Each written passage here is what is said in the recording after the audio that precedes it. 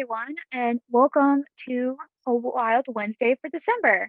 And I'm going to be introducing you guys to this Wild Wednesday of Galveston Island State Park. It is a beautiful state park, and as you may have guessed, Galveston Island.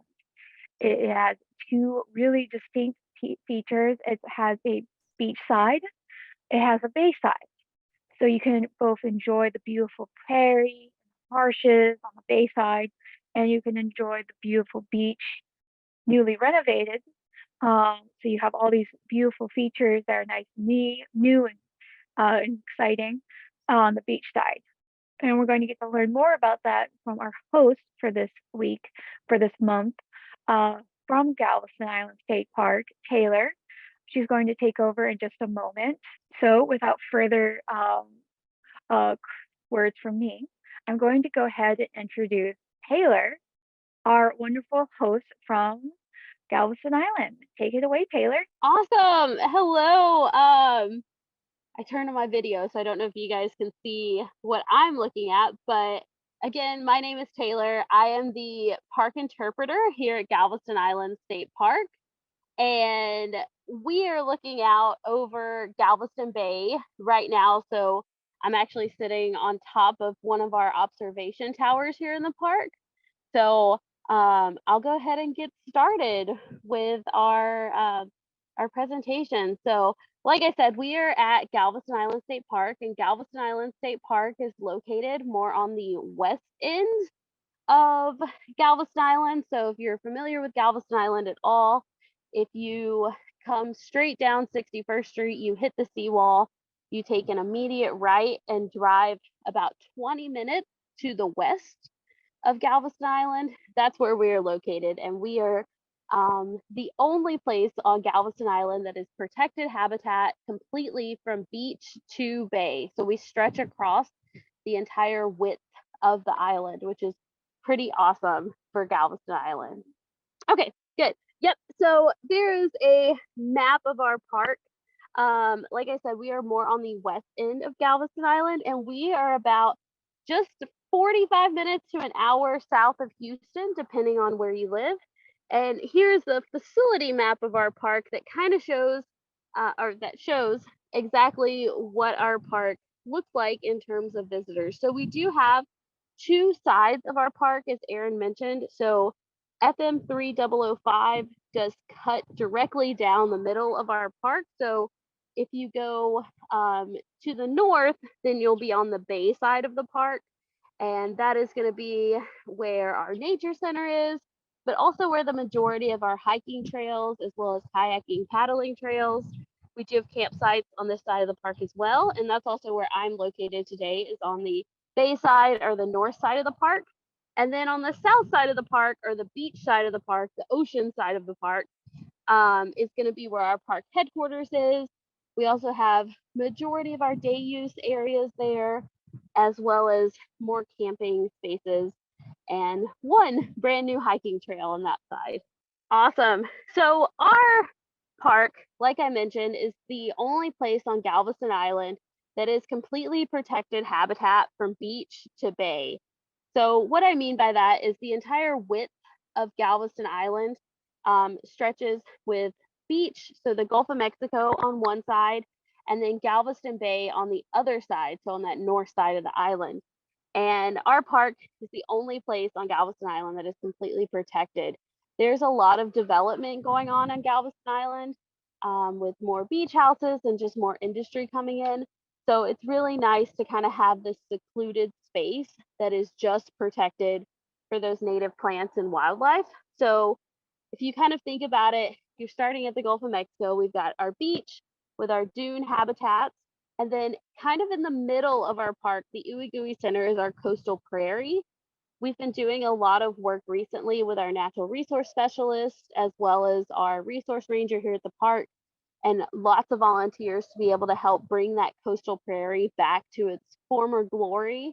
If you think about before all the cattle ranchers were here, we want to bring the park back, or bring the prairie back to that former glory. So getting rid of any invasive species, such as Chinese tallow or some of our palm trees that are invasive as well. And then we've got our bay and our coastal marsh on the other end, on that north end of the island. So our coastal marsh is a very special habitat. It provides a nursery and habitat for juvenile fish and invertebrates. So our shrimp, crabs, oysters, things that you're going to want to end up on your dinner plate, they all grow up in our bay system and before they make their way to the Gulf of Mexico, if they do make their way there. So it's a pretty special place, and we're happy that we're able to provide some protection for those critical species.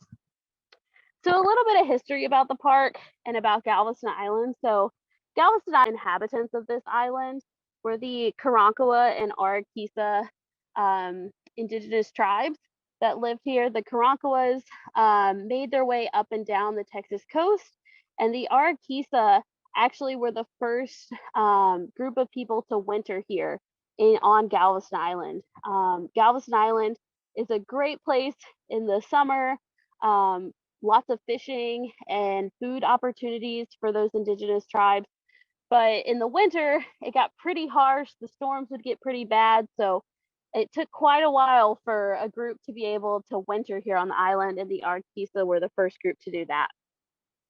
And then eventually, as with everything, Spanish and European settlers came in and made their way to the island. There were explorers like Cavassa de Vaca in the 1500s.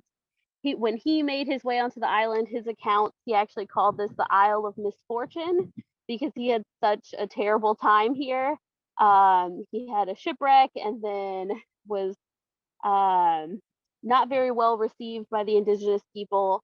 So he did not have a great time here, but really made his mark on this island and was able to provide some of the really great writings that we have about that time frame here on the island.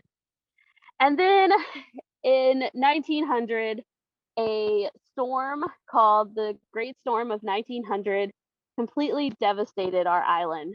So we, at the time, Galveston Island had about 35,000 people living here on the island. It was a big shipping hub for Texas, but also served as one of the main cities in Texas at the time. And the storm of 1900, within an afternoon, completely leveled the entire island. It also, unfortunately, about 6,000 people passed away during that storm. And it was one of the largest natural disasters that has ever happened in the United States. So the storm of 1900 kind of shaped our island into what it is today. There were plans actually where the park is at right now to turn this into a town called South Galveston. But when the storm of 1900 hit, all of those plans went out the window. So it really, our park could have been something completely different had the storm of 1900 not hit. But then the citizens of Galveston were able to rebuild and recover as they do with everything. It's a great resilient city. So that's when the seawall was built and installed. So the seawall is a concrete structure that protects our island from storms, just like dunes do. So it's able to provide a buffer between us and the storm. And we also, Galveston Island was actually raised up quite a few feet from sea level. That way, the next time a storm happens, it wouldn't be as deadly. And that was proved in the 19 teens when a storm came and only about 30 people passed away versus the 6,000 from the storm in 1900. So now moving closer to present day, in 2008, we had Hurricane Ike hit our island. And Hurricane Ike completely devastated our island as well, especially here at the park. So all of these structures that you see in this image here are from our day use and camping loop. So the first 2 rows of camping actually were completely wiped out because of the beach just falling into the ocean from Hurricane Ike. So also all of the sand that was on the beach ended up across the highway, and we were very concerned here at the park that it would not open. There were predictions that the park was completely trashed and that there was no chance of it reopening for at least 7 years. So as you can see, some of our building devastation that happened. Yes, there are those structures that were not on the beach before, but now we're part of the beach. Yeah, as you can see, just complete total destruction. This picture that's up right here is actually the nature center. So the nature center now, you saw it completely redone, does not look like this at all. But yes, all of those buildings just completely destroyed and damaged. So now we have, with the help of so many volunteers throughout the state of Texas, but also throughout the nation, as well as our own friends group, they really rallied together and they were able to get the park operational again in a temporary fashion within 6 months. And then they were able to really start to rebuild things kind of temporarily after Hurricane Ike, just so we could get the doors open. But then in 2019, enough funds were put together to be able to close down the entire beach side of our park. So that entire south side, ocean side of our park was completely closed down in 2019. All of the structures from top to bottom, everything underground, completely removed. And they were able to redo our entire beach side, which we were able to open up in June of this year, which has been very exciting to get to see people using these brand new facilities, brand new day use, brand new camping loops, brand new showers, restroom facilities, as well as a brand new headquarters. So what you're looking at there is our water electric loops. So our sites 1 through 60, they all brand new, nice parking spaces for those who are visiting our park. Yes, our brand new day use shelters, we have 20 of those. So those are all brand new as well. And they wanted to keep that slanted design to be able to be an homage to the former concrete structures that were there.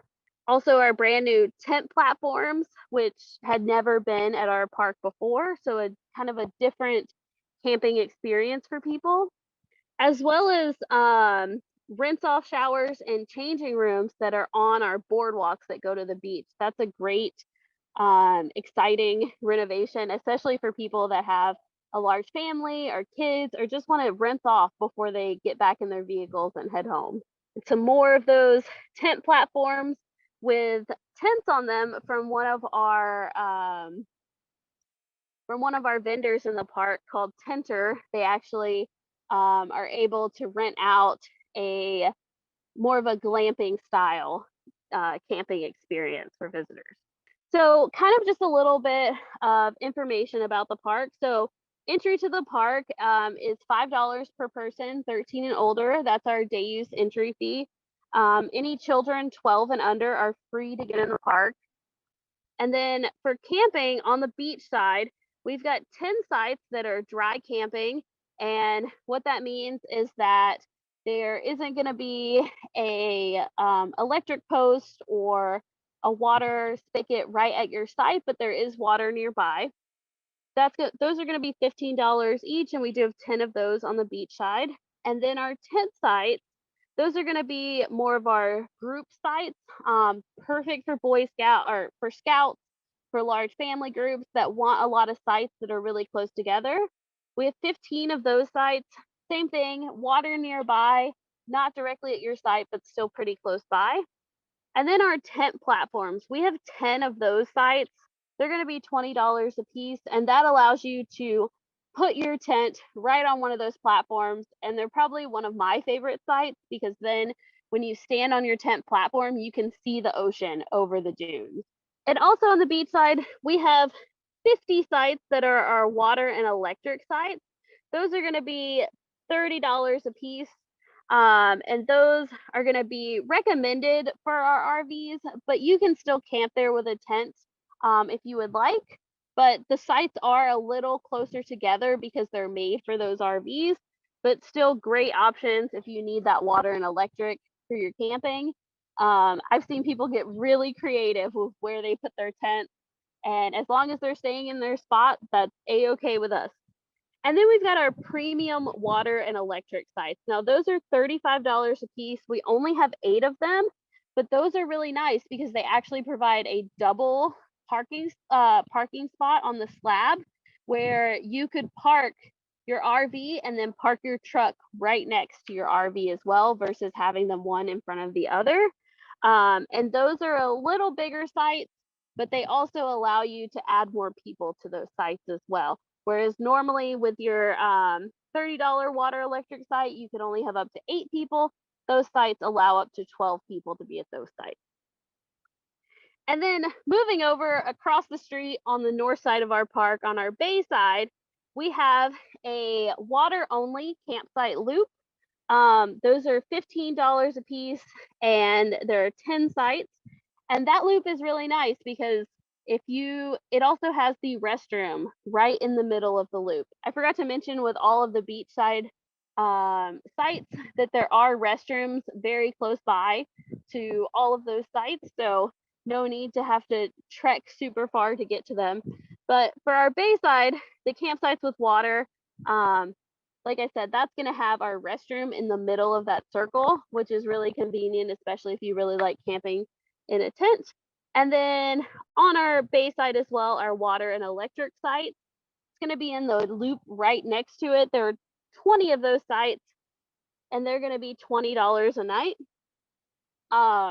Those are going to be, again, recommended for RV just because they have the water and electric and they're a little more narrow.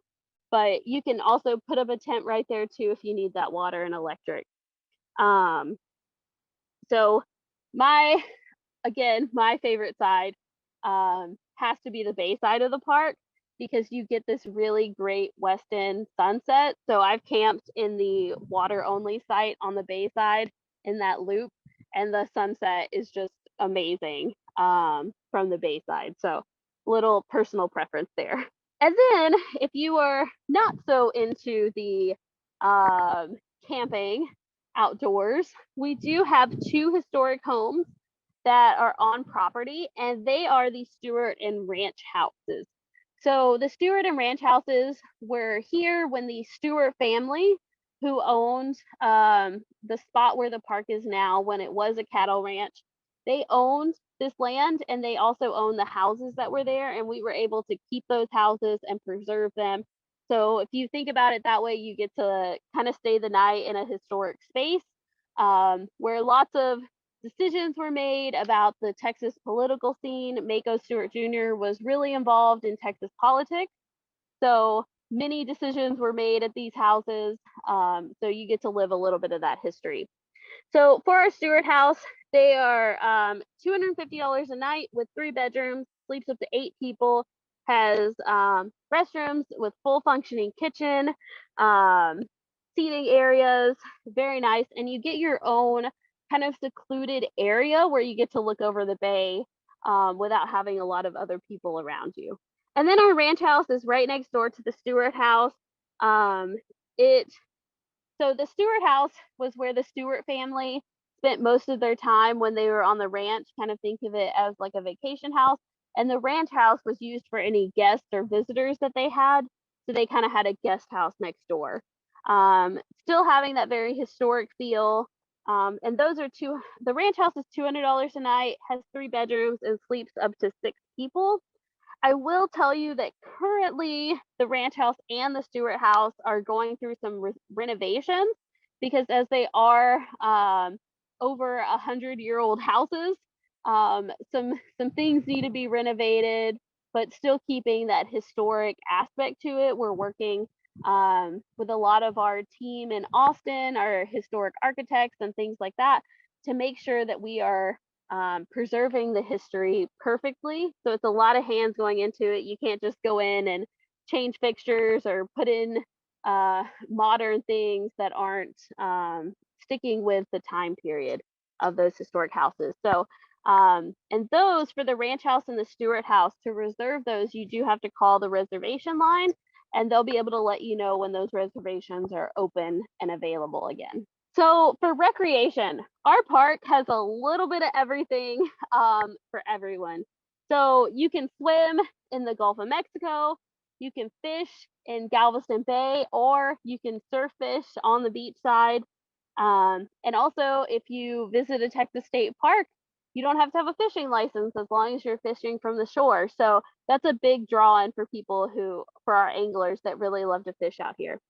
As I said, we have 20 picnic pavilions on the beach side, and we have 4 on the bay side. So if you want to take a picnic, hang out there, it's a great way to do it with grills at all of those sites.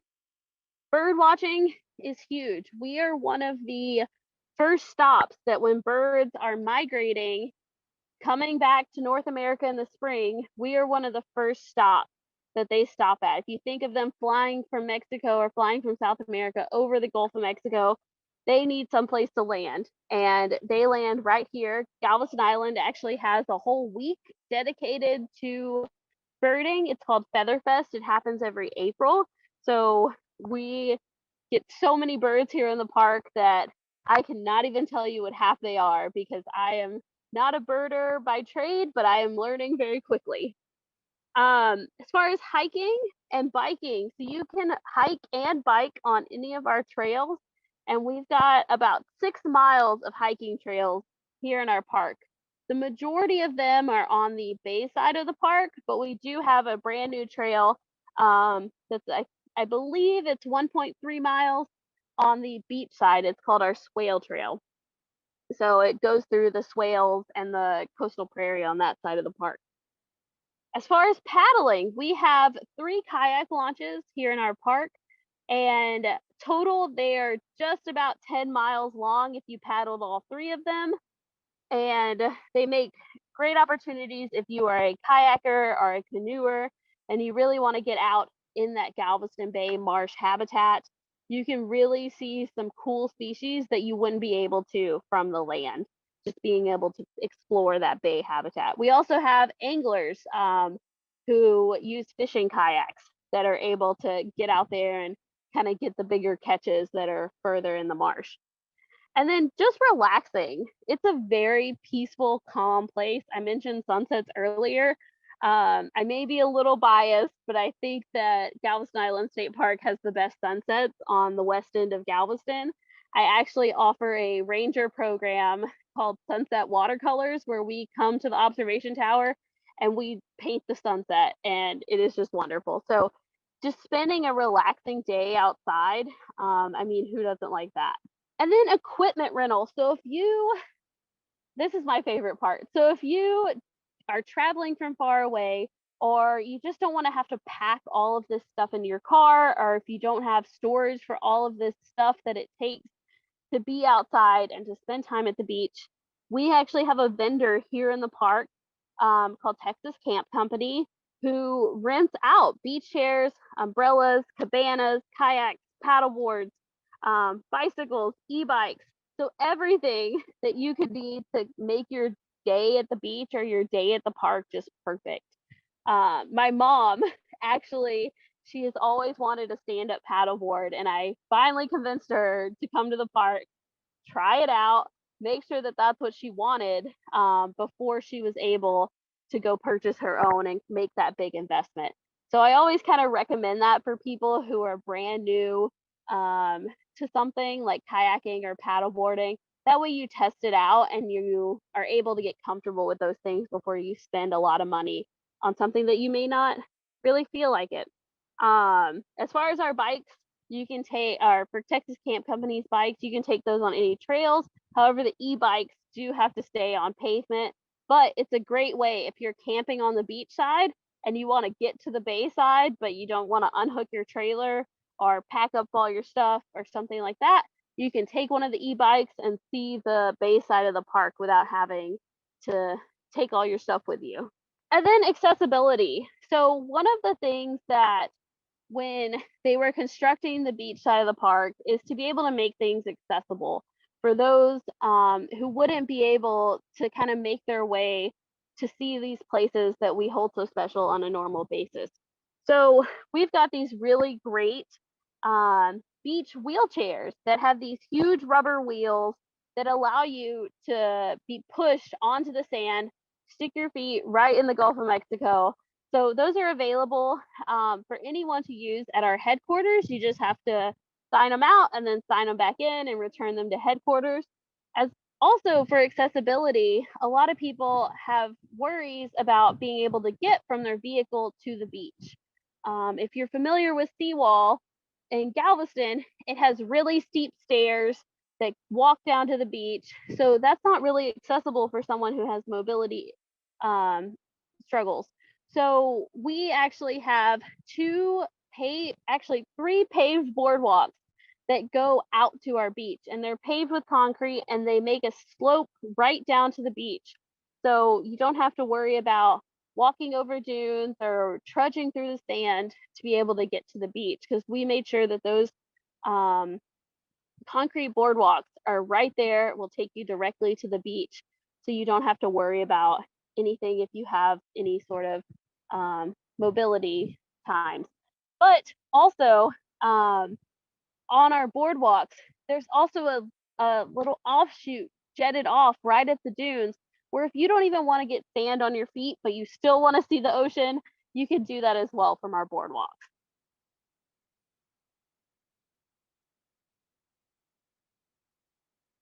And then also new to our park on the beach side is our park store. It's located in our park headquarters. So again, if you don't want to bring all your towels and hats and sunscreen and all those things, we have it available for purchase in our gift shop in our park store. But if you also forget something like bug spray or a citronella candle, we have those as well as great souvenirs to remember your visit. All right, so kind of the economic impact for Galveston Island State Park. In 2019, we had over 125,000 day and overnight park visitors. So that was before we closed down the beach side of the park. So our numbers in 2020 and 2021, even 2022, are a little different because we weren't open on the beach side that whole time. But even just the past few months that we have been open on the beach side, our numbers have just skyrocketed.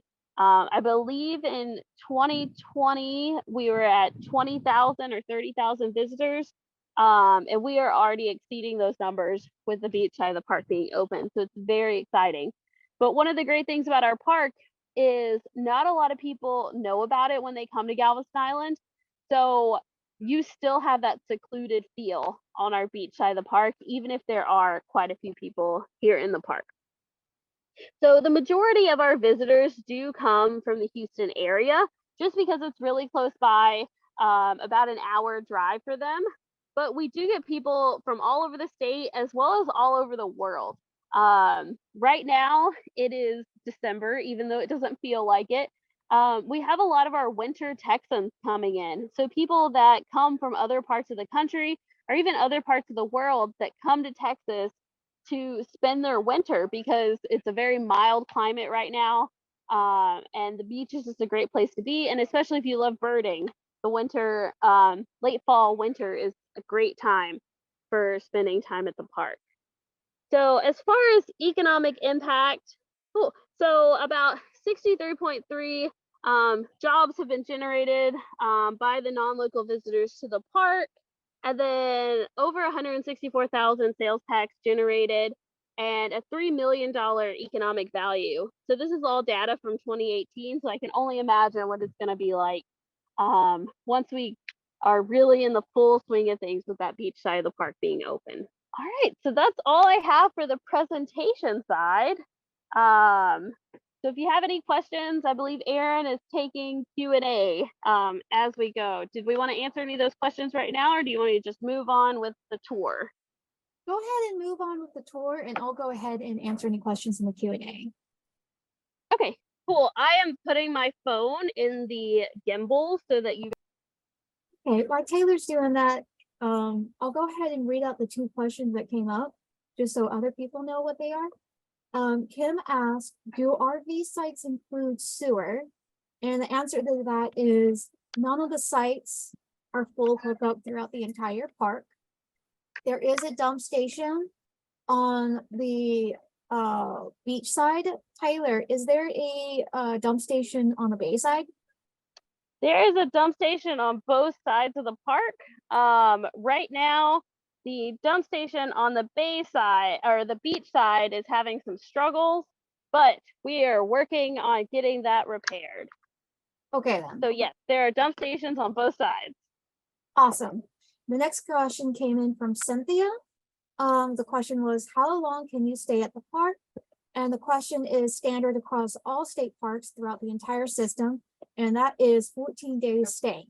Now, if you want to have a longer stay, there is an option of becoming a park host where you can volunteer to stay to give a certain amount of volunteer hours for a free RV site with utilities.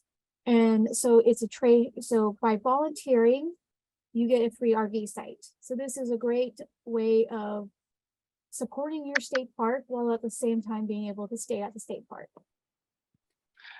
And I'll follow up on that too. So again, our standard overnight stay length is 14 days. A few of our parks do offer monthly rates during non-peak seasons, but that's more of the exception than the rule. So the best answer is 14 days generally is our overnight stay limit. All right, then you ready, Taylor? I am. My gimbal did not want to cooperate, so I'm apologizing for any sort of shaky video. I'm gonna do my best to kind of walk slow. But right now I am actually on our observation tower here at the park. We actually have two. I don't know if you can see it. It's way out there, like super far. Is our large observation tower, but we do have a shorter observation tower that's very close to the parking lot. So makes it great for accessibility and being able to kind of get a good bird's eye view of the coastal marsh. So right in front of me is our coastal marsh, and any of those bodies of water you see are part of Galveston Bay. So we are actually on the part of Galveston Bay called the West End, and it just makes a great spot to be able to see birds, but also to kind of get a view of the landscape as well and see where you want to go. Because most of our trails on the bay side of the park do start here, and so it's an excellent point to be able to decide: do I want to go left? Do I want to go right? Do I want to go more into the coastal prairie, or do I want to walk further out into the marsh? So I'm gonna walk down so that we can continue with our tour.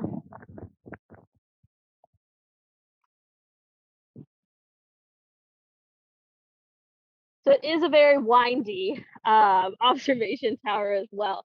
And something, I don't know if this will show up on, it may not show up on the video, but I actually had two very cool spider webs that were made on the observation tower this morning. I'm going to try not to disturb them. But I did take lots of pictures of them, so you'll probably see it on our Facebook page or Galveston Island State Park Facebook page later, just because I thought it was really cool. So being so close to Galveston Bay and being part of the marsh system, a lot of our trails on this side can be tidally influxed. So we did put down rock on some of the more popular spots. That way, when it does, the tide does come in and does flood these trails, it's not as big of a deal to continue walking on them.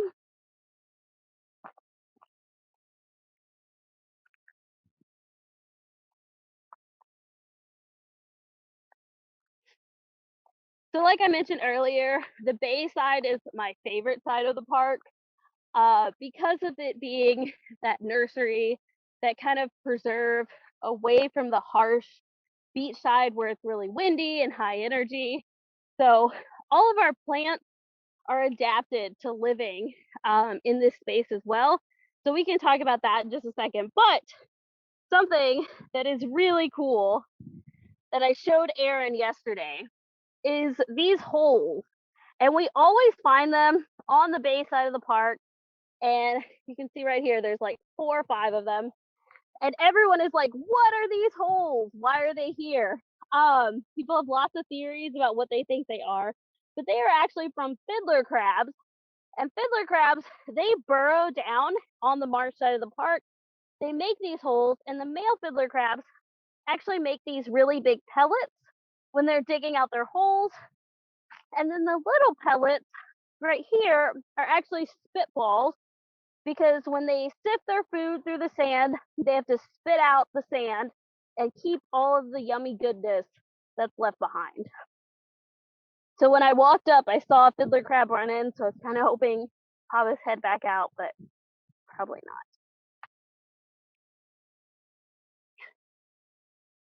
But that's probably one of our biggest questions that I get on the Bayside is, what are those holes? Because you'll see just thousands of fiddler crabs sometimes running across the bay side of the park, and they're only about an inch to an inch and a half long, so they're not very big. But when they are all running together in a herd, it's very impressive.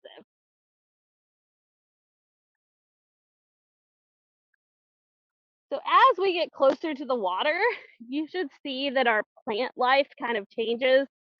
Our taller plants that live in a higher elevation, our more bushy plants, those are going to be able to withstand just a little bit of salt and a little bit of tidal influx.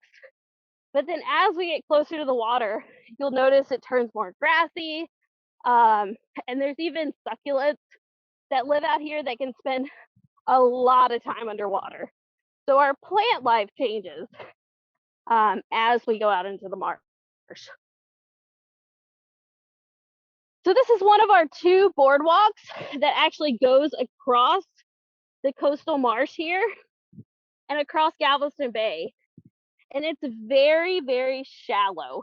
So it makes it perfect for fishing out here. So if you're familiar with any sort of coastal fishing, flounder and other species, they like to really sink down in the mud and kind of hide and wait for their food.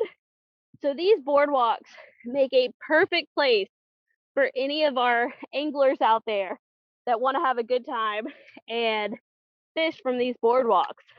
These boardwalks are also great too for crabbing. So looking for blue crabs and collecting them, fishing for them. And because the blue crabs also like this really shallow water. When I walked out here to test the call yesterday with Aaron, there was actually a blue crab really close to the shoreline. So kind of hoping we'd see one today, but alas.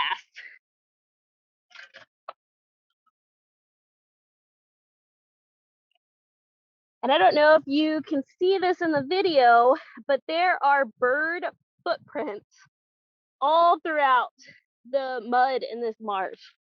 So a lot of our egrets, our great blue herons, any of our birds that are shorebirds that fish, they stand on the edge of the water looking for fish and crabs and anything else they can get their beak on and be able to take over them. So I did want to show you one last thing. Ooh, more fiddler crab holes all throughout that marsh. Fiddler crabs also do a great job at aerating the soil because it can get really hard and compact and muddy. So fiddler crabs do a great job aerating the soil for our plants that are out here.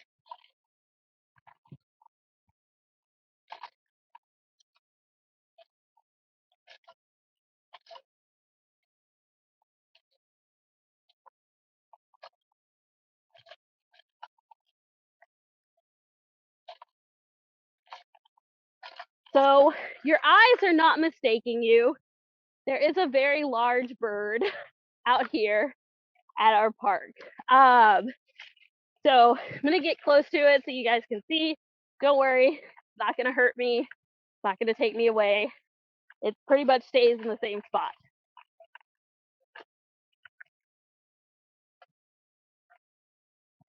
So this bird is called our Eskimo curlew, and it is a statue that's in partnership with Galveston Island Nature Tourism, but also the Lost Bird Project, because Eskimo curlews were last seen on Galveston Island in 1962. The real Eskimo curlew is very small, not this big at all, but they do have a very long beak. And this is a project that in partnership was brought to raise awareness about bird extinction and about extinction of species in general, and what we can do to help protect animals and plants and keep them on our planet.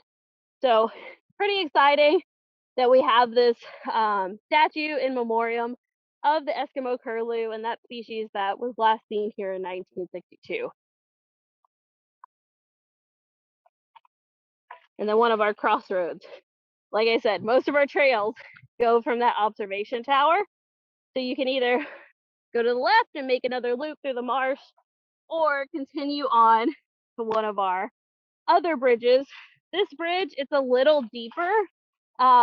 So you tend to get a lot bigger of your red drum out here, black drum, speckled sea trout.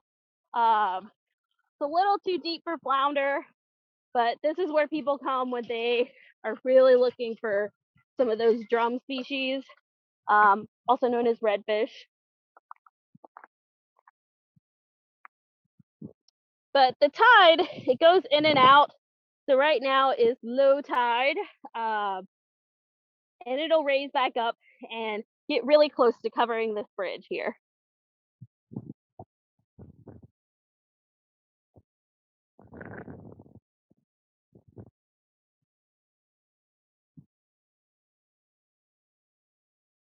And then you may be able to see our far observation tower a lot better. Cool. All right. That's all I had for our experience portion.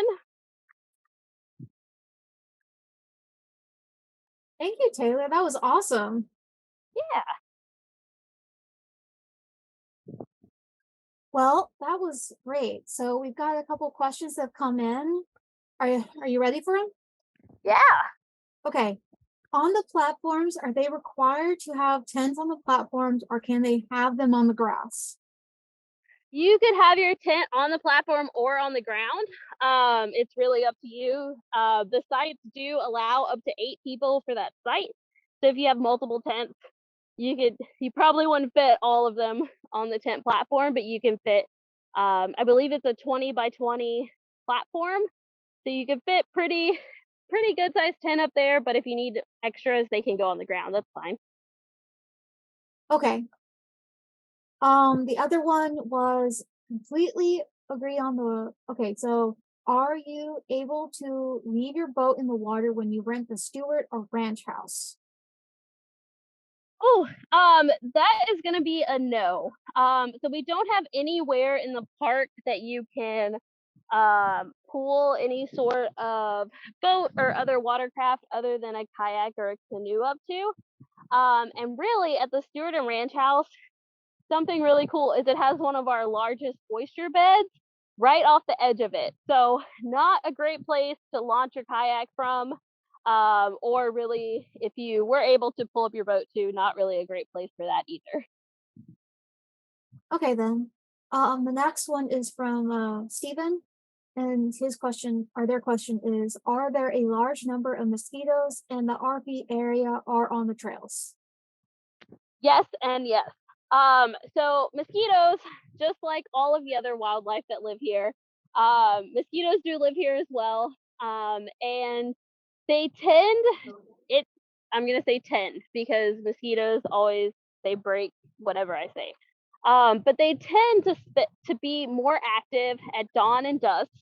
So right when the sun is rising, right when the sun is setting, and in any sort of grassy areas.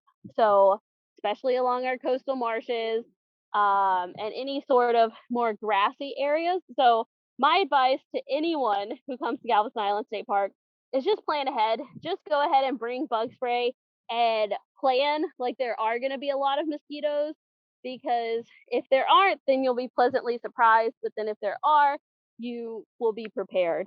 We do allow citronella candles at our campsites because we do know that visitors like to sit outside at night, and having mosquitoes swarming you is not fun. So go ahead, bring those with you, plan ahead, and just be prepared for them. I can tell you we'll have a higher mosquito influx when it is warmer and after a large rain. So if we have any standing water around in the park, mosquitoes are going to be able to lay their eggs and that process is going to be able to start. So just kind of keep that in mind. If it is cold out at the park, like really cold, like below 50s, mosquitoes aren't going to be out and about. But when it's a nice, hot, sunny day and there's water around, the mosquitoes will be around. Okay, we got another one. Can you bring your furry friends on the park, beach, and bay? Yeah, definitely. You can bring your pets with you to the park. All we ask is that same rule as for every Texas state park is that they remain on a 6-foot leash at all times, that you don't leave them unattended, and that you pick up after them and that they're good stewards for wildlife so that they stay on the trails just like you do. They can definitely go swim in the ocean with you as long as they're on a leash, and you're holding onto that leash, but keeping them with you at all times where they don't end up in the dunes. One of the biggest things that, not necessarily at our park, but in Galveston in general, is dogs running into the dunes and getting bitten by rattlesnakes. So Mm, just keeping your dog on a leash is the best way to prevent that, and keeping your dog with you. yeah, that's good advice. Okay. While we wait for any more questions to come on in, I have one of my own. So what's Yeah. the cost for a tenter tent? So if you're reserving for a tenter setup. Yeah, so the startup cost right now, I believe, is $70 a night through Tenter, and I'm not quite sure how many people that is for, or if that's just for one person. I did look on their website just last week, and so their prices are gonna stay about $70 for a little while, but then I do believe they plan to bump them up as popularity happens. But right now we have 5 Tenter sites at our park. And if you're coming from out of state or you don't want to have to bring everything with you, they can set up the tent, have all the amenities that you need. Think of it kind of like a smorgasbord. You can pick and choose what you want. If you want to add on things or take things away, that's going to definitely increase your cost. But definitely a great option, and they are very nice canvas tents. So not thinking like just like a pop-up tent that you would get at Academy or something, but very nice canvas tents that you can stand up in. It's got a raised platform bed, which I think is all very nice. If you want more of the glamping experience. Awesome, thank you. All right then, I don't see any more questions coming on in. So I'll go ahead and hand it off to Thomas to go ahead and do his closing statement, unless you have anything more to add, Taylor. Um, Other than I just want to invite you all out to Galveston Island State Park. And if you ever have any questions, if you've got Erin's information, she can forward that along to me. I'd love to have y'all out to the park because it's just a wonderful place. It's very peaceful, very serene, and it's one of my favorite places in Galveston. And I've been growing up in Galveston for a long time, so I really love the park, and I just would love for everyone to be able to experience all the things I love about it. So I hope you all have a good day, and thanks for joining. Awesome. Thank you, Taylor, once more.